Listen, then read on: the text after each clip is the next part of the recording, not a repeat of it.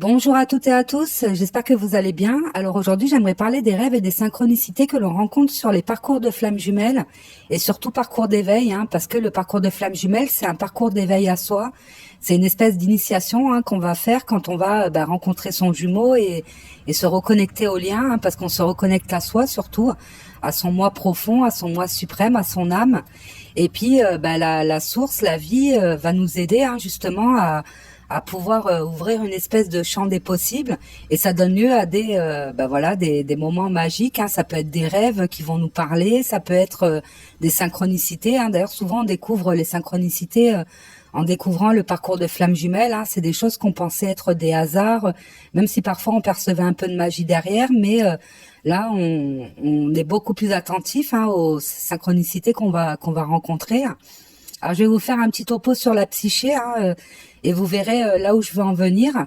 Alors, selon Freud, on est composé, en tout cas, l'esprit humain est composé de trois parties, qui est le conscient, la conscience. La conscience, c'est tout ce qu'on va faire de manière consciente, comme ça veut bien le dire, en utilisant nos cinq sens. Donc, quand vous faites quelque chose avec vos mains, quand vous regardez quelque chose, c'est un peu le lien avec la matérialité, quelque part.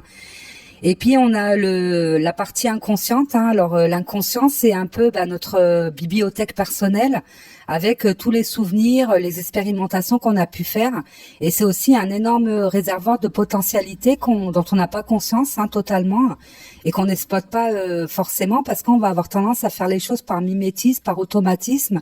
Et puis de la façon dont on nous l'a inculqué. Puis on est quand même soumis aux lois, à l'autorité, j'ai envie de dire, humaine. Donc voilà, et puis Freud il parlait énormément de pulsions. Lui, c'est vrai qu'il avait tendance un peu à tout ramener aux pulsions sexuelles. D'ailleurs, Carl Jung, il a un peu calmé tout ça.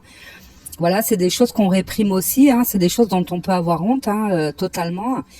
Et puis le subconscient. Alors le subconscient, c'est notre âme, tout simplement, c'est notre part divine. Et le subconscient, lui, il est à la limite de la conscience, mais il fonctionne quand même de manière assez autonome. C'est 90% de ce qui nous compose, le subconscient, c'est assez énorme. Alors c'est tout ce qui va être les ressentis, les prémonitions, le non palpable, quelque part. Alors en tant qu'humain, on n'utilise que 5% de notre conscience, donc tout le reste est fait quasiment de manière inconsciente. Alors on s'en rend compte, par exemple, quand le matin vous avez l'habitude toujours de faire les mêmes choses. Vous vous préparez, vous mettez vos chaussures, vous prenez vos clés, vous les mettez peut-être dans une petite poche. Et puis une heure après, vous arrivez au boulot et puis vous vous rendez compte que les clés ne sont pas dans la poche. Vous allez commencer à paniquer, à vous demander où c'est que vous avez pu les mettre. Et puis simplement, elles ont pu glisser dans la voiture. Mais comme c'est un automatique, vous allez commencer à paniquer.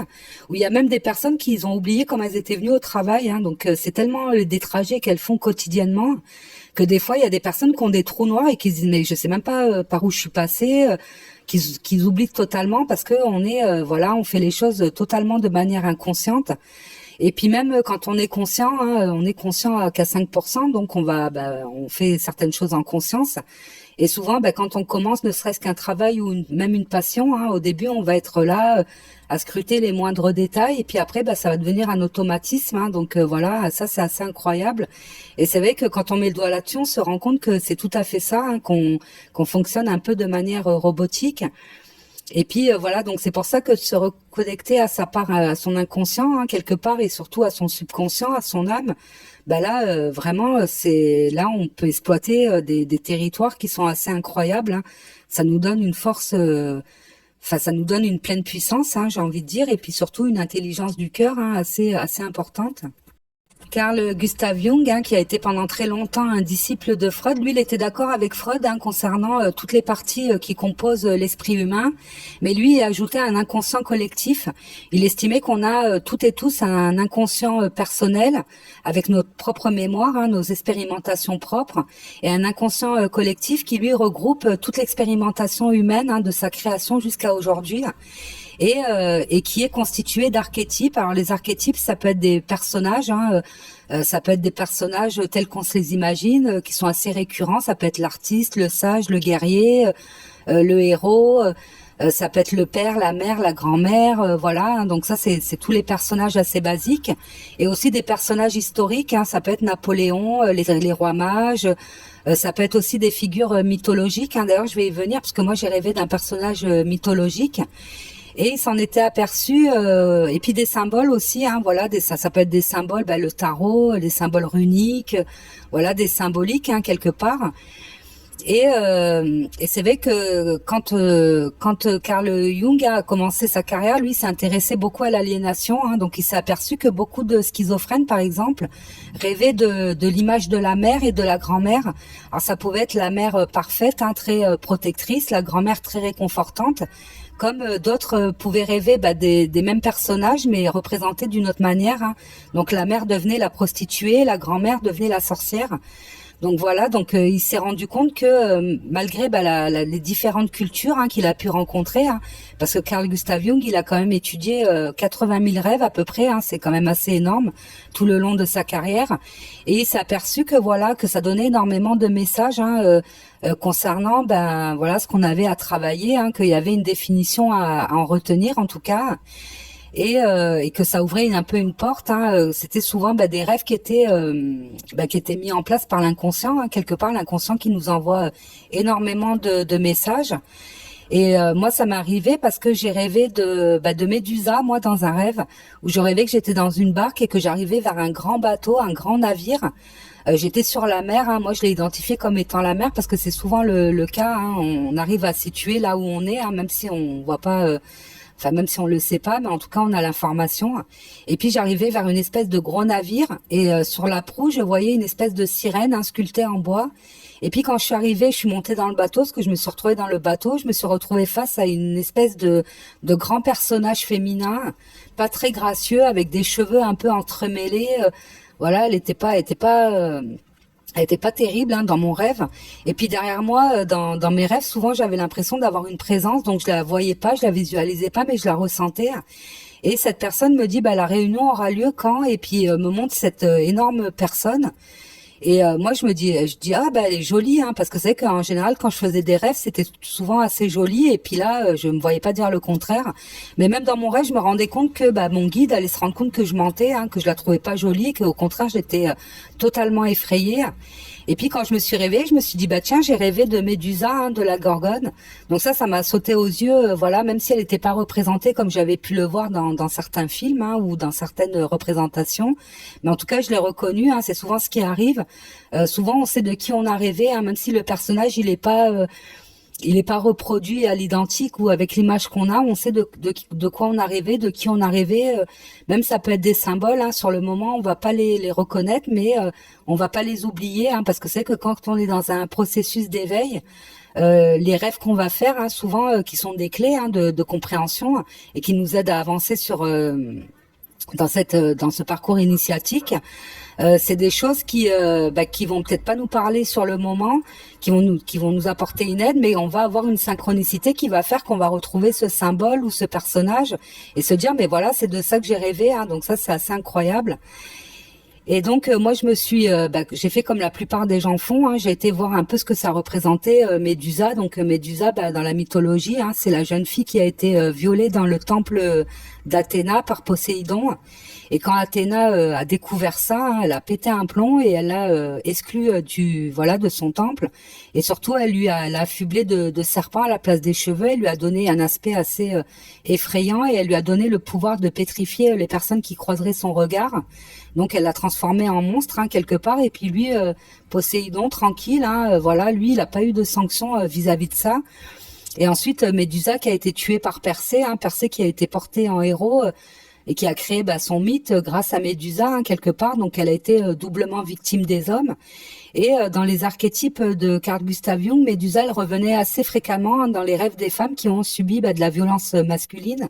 Ça représente un peu la victime qui n'a pas été reconnue, qui n'a pas été écoutée et qui va développer une espèce de rejet du masculin, à énormément se méfier des hommes. Et moi, ça a été mon cas, hein. Donc moi, j'ai un peu raconté mon histoire sur le groupe Les Monologues d'une Flamme, où j'expliquais que j'ai été énormément maltraitée par mon frère, hein, pendant énormément d'années. Frère qui a été reconnu comme étant sociopathe à l'âge de 25 ans.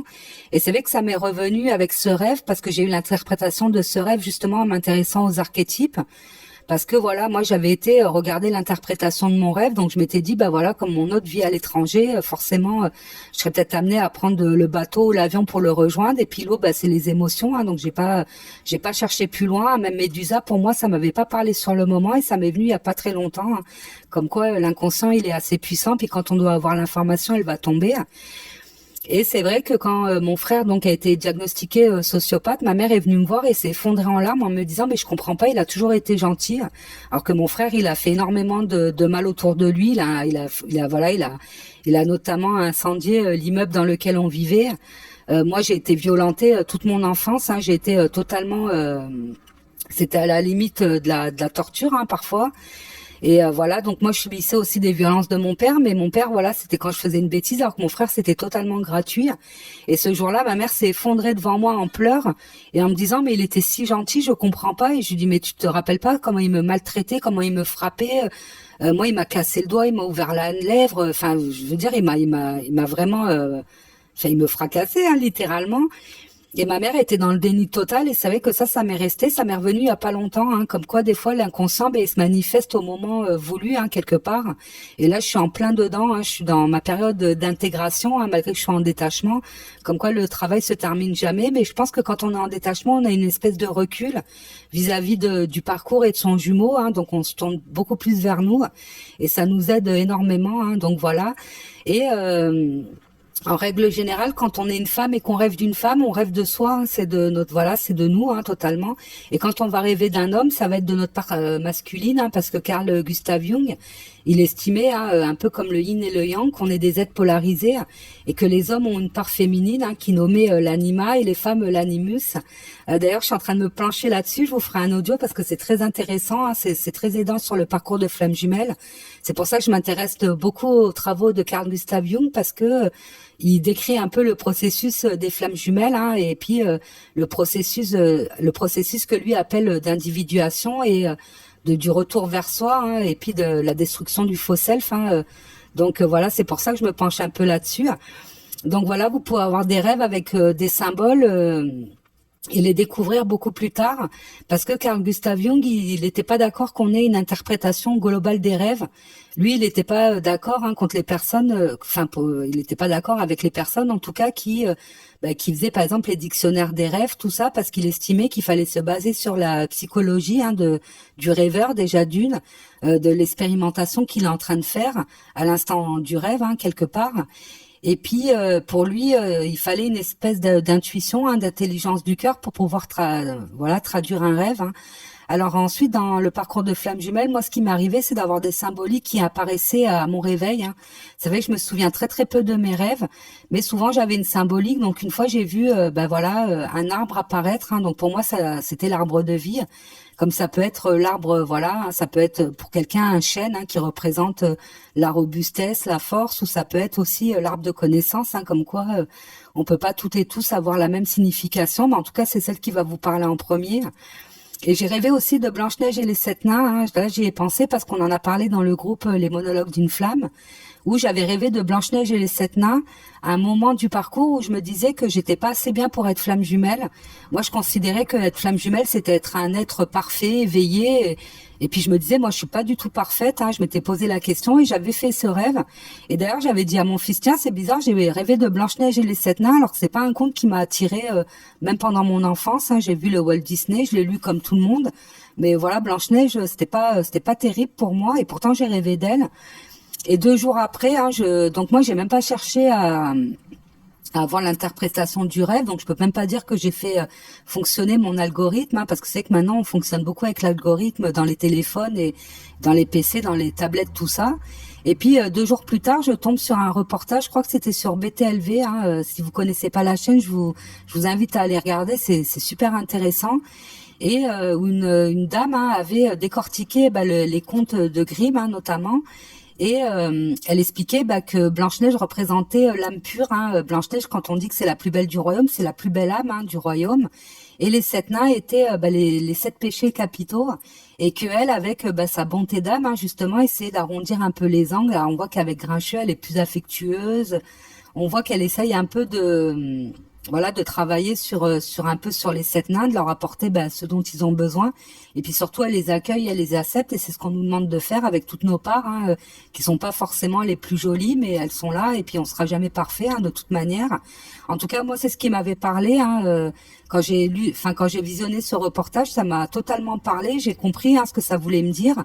Comme voilà, Blanche-Neige et les 7 nains, il y a eu d'autres interprétations qui vont dire que voilà, les 7 nains représentent les planètes, hein, les constellations. Donc voilà, donc vous voyez, le rêve il peut être différent pour chacun, mais en tout cas ce qui va être important, c'est ce que ça va vous parler à vous, hein. Ça c'est vraiment c'est vraiment ce qu'il faut retenir, hein. C'est pour ça, essayez de faire marcher vos ressentis, votre intuition, hein, plutôt que d'aller tout de suite essayer d'aller regarder ce qui se dit sur le net ou dans les bouquins en tout cas. Ce qui est intéressant quand on rêve d'archétype, c'est qu'il y a une symbolique qui est toujours assez forte, et on va s'en souvenir toute sa vie, hein. C'est des rêves que vous pourrez raconter en détail jusqu'à la fin de votre vie, hein, quelque part, alors que vous avez pu rêver d'un rêve assez perturbant et ne plus vous en souvenir dans 2-3 semaines, parce que voilà, l'inconscient, même s'il était venu vous délivrer un message, c'est pas forcément utile dans votre évolution, hein, ce qui n'est pas le cas des archétypes, hein. Les archétypes, c'est toujours très utile. Alors c'est vrai que des fois on va rêver de personnages dont on va pas comprendre pourquoi ils sont là. Alors c'est vrai que c'est souvent quand c'est des personnages qui sont pas très reluisants, comme Adolf Hitler, on va se dire mais pourquoi je rêve de lui? Moi je suis pas dictateur, je suis pas un criminel, je suis pas une folle, hein. Mais ça peut vouloir vous dire que vous êtes peut-être trop rigide, vous avez peut-être des idées qui sont peut-être trop formatées et enfermantes pour vous. Donc ça, voilà, ça va quand même vous permettre de travailler d'une certaine manière, hein, et c'est le but des archétypes. On rêve pas d'archétypes comme ça, sans qu'il y ait une symbolique derrière, une chose à comprendre, en tout cas pour son évolution propre. On va maintenant passer au rêve de notre jumeau, hein, de notre jumelle, car oui, on rêve de son jumeau, de sa jumelle. D'ailleurs, ça fait toujours un bien fou de le retrouver dans l'astral, hein, j'ai envie de dire. Alors des fois, les jumeaux, ils peuvent partager le même rêve, hein, ils peuvent être connectés tous les deux, hein, dans ce même rêve, c'est-à-dire que le jumeau rêve de la même chose au même moment avec vous, hein, sauf que lui, dans son personnage et vous, dans votre personnage. Après, c'est très difficile de le savoir parce que déjà le jumeau va peut-être pas en parler, hein, ou peut-être ne pas s'en rappeler, hein. Donc vous pouvez vous rappeler d'un rêve et votre jumeau pas du tout. Et dans ces cas-là, le jumeau se sert un peu, hein, de la 5D, j'ai envie de dire, pour vous retrouver. Et puis ensuite, on va faire des rêves dus à l'inconscient, hein, comme un peu les archétypes, mais des rêves qui vont peut-être vous délivrer aussi des messages, hein, sur l'état d'esprit de son autre, sur sa position dans la relation, sur des choses qui peuvent se passer dans sa vie. Ça peut être des sortes de rêves prémonitoires, mais il y aura toujours une espèce de symbolique. Alors c'est vrai que les rêves, on s'attend toujours à avoir des rêves où on va voir la situation telle qu'elle se présente ou telle qu'elle existe, mais souvent voilà, il va falloir un peu aller fouiller, un peu chercher, parce que c'est souvent sous forme de symboles ou voilà, hein, des interprétations qu'on va devoir faire. Alors moi je vous donne un exemple où j'avais rêvé que mon jumeau venait chez moi avec un sac à dos et il me sortait 3 chemises blanches et il me demandait de lui laver les chemises. Alors moi j'avais déjà une machine en route et je lui disais écoute, je termine mon linge et je m'occupe de tes chemises. Et quand je les ai dépliées, je me suis aperçue qu'elles étaient blanches, qu'elles étaient propres, il y avait aucune tache, elles paraissaient totalement neuves.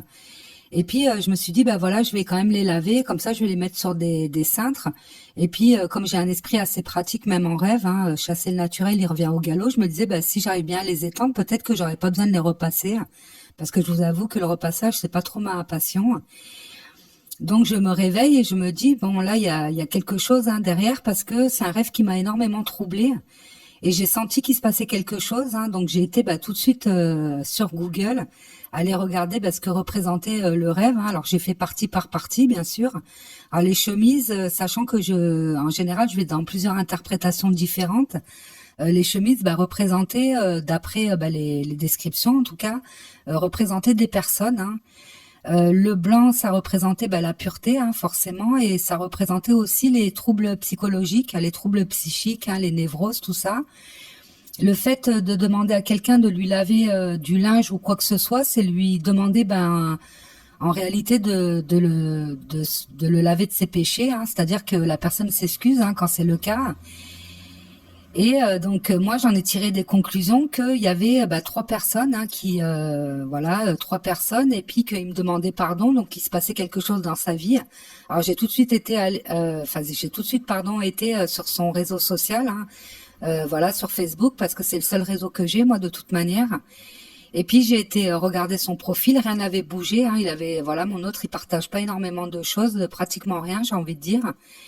Et puis comme j'ai un diplôme de FBI en réseaux sociaux, hein, comme beaucoup de chasers et beaucoup de runners, hein, parce que les runners aussi ne sont pas en reste, hein, c'est un peu les sous-marins envers leurs jumeaux. Donc j'ai été regarder, puis j'ai vu que dans les personnes qui avaient adoré sa photo avec un cœur, il y avait une femme et sur la photo de profil, je la voyais avec un homme. Donc j'ai reconnu mon hôte, mais j'ai quand même cliqué et là, le choc, hein, c'était sa nouvelle compagne. Alors je vous dis pas, ça m'a quand même touchée, mais c'est vrai que le fait d'avoir été prévenue dans le rêve, je m'attendais à trouver quelque chose de cet ordre-là. Et puis je me suis dit bon, les trois chemises, ça représente lui, sa compagne.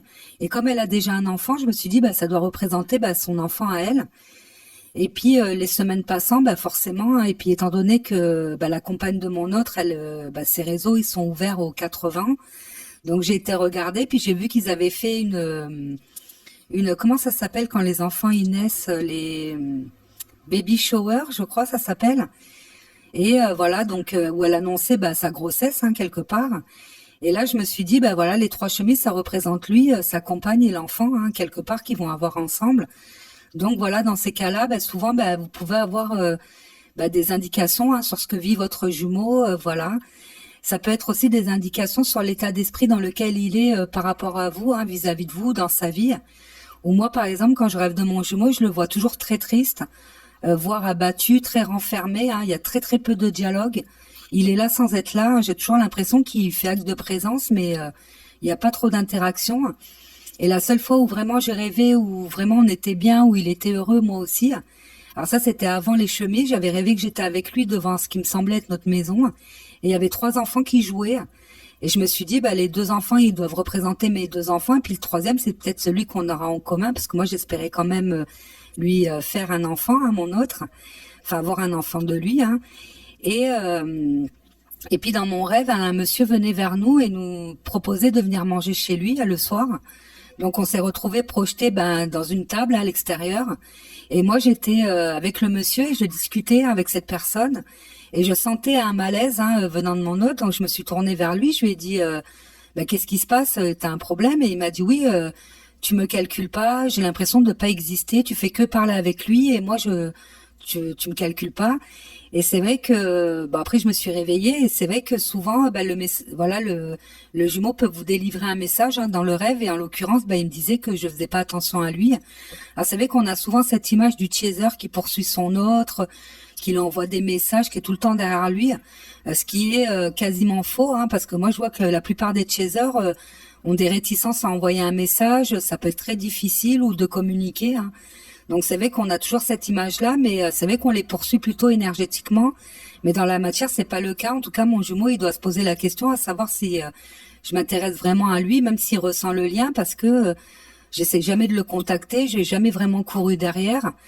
On peut aussi avoir des rêves avec son jumeau qui sont très troublants parce qu'on a vraiment l'impression qu'il est là, hein, on ressent sa présence, on peut même la ressentir physiquement. Alors ça peut être des rêves charnels hein, où on rêve qu'on a des relations avec son jumeau. Et moi pour mon cas, je sais pas, alors je pourrais pas vous dire quelle était la teneur du rêve. Ce que je sais c'est que dans mon rêve je dormais avec lui.